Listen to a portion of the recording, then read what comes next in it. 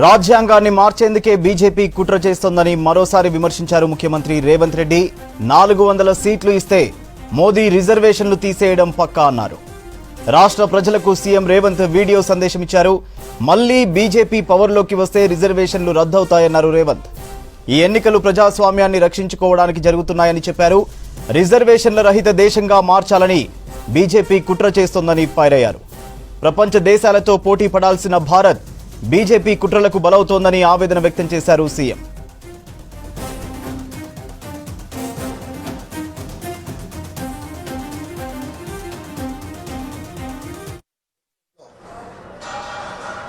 దళితులు, గిరిజనులు, ఆదివాసీలు, బలహీన వర్గాలు, మైనార్టీలను దృష్టిలో పెట్టుకొని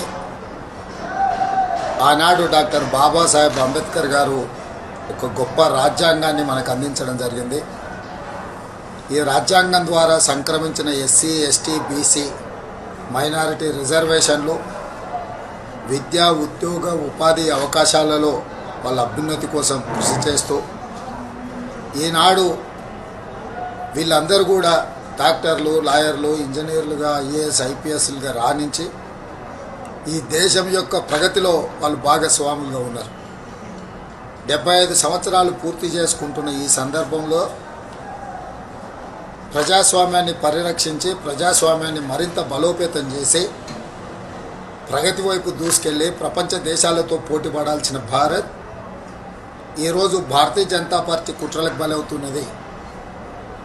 ఈరోజు భారతీయ జనతా పార్టీ దేశంలో 400 సీట్లు సాధించడం ద్వారా రాజ్యాంగాన్ని మార్చాలనే కుట్ర చేస్తున్నది. ఒకవేళ అధికారంలోకి వస్తే ఎస్సీ, ఎస్టీ, బీసీ, మైనారిటీల రిజర్వేషన్లు రద్దు చేసి రిజర్వేషన్ల రహిత సమాజంగా ఈ దేశాన్ని మార్చాలనే ప్రయత్నం చేస్తుంది. అందుకే 4 కోట్ల తెలంగాణ ప్రజలకు నేను విజ్ఞప్తి చేస్తున్నా. 17 సార్లు జరిగిన ఎన్నికలు వేరు, 18 లోక్సభ ఎన్నికలు వేరు. ఈ ఎన్నికలు మన ప్రజాస్వామ్యాన్ని రక్షించుకోవడానికి, మన రాజ్యాంగాన్ని కాపాడుకోవడానికి, ఎస్సీ, ఎస్టీ, బీసీ, మైనారిటీ రిజర్వేషన్లను కొనసాగించడానికి ఈరోజు ప్రజలు తీర్పు ఇవ్వాలి.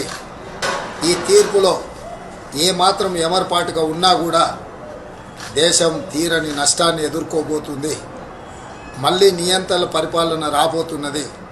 అందుకే తెలంగాణ సమాజం అందరూ కలిసికట్టుగా కాంగ్రెస్ పార్టీకి, శ్రీమతి సోనియా గాంధీ, శ్రీ మల్లికార్జున్ ఖర్గే గారు, శ్రీ రాహుల్ గాంధీ గారి నేతృత్వంలో ఎన్నికల బరిలో దిగిన ఇండియా కూటమిని గెలిపించడం ద్వారా ఎస్సీ, ఎస్టీ, బీసీ, మైనారిటీ రిజర్వేషన్లను కాపాడుకోవడం, మన రాజ్యాంగ స్ఫూర్తిని, డాక్టర్ బాబాసాహెబ్ అంబేద్కర్ గారు ఇచ్చిన ఆలోచన విధానాన్ని ముందుకు తీసుకెళ్ళాలి. కాబట్టి మిత్రులారా, మీరందరూ కూడా కాంగ్రెస్ పార్టీకి అండగా నిలబడి 13 తారీఖు నాడు జరగబోయే ఎన్నికలలో కాంగ్రెస్ అభ్యర్థులను గెలిపించాల్సిందిగా మీ అందరికీ నేను విజ్ఞప్తి చేస్తున్నాను.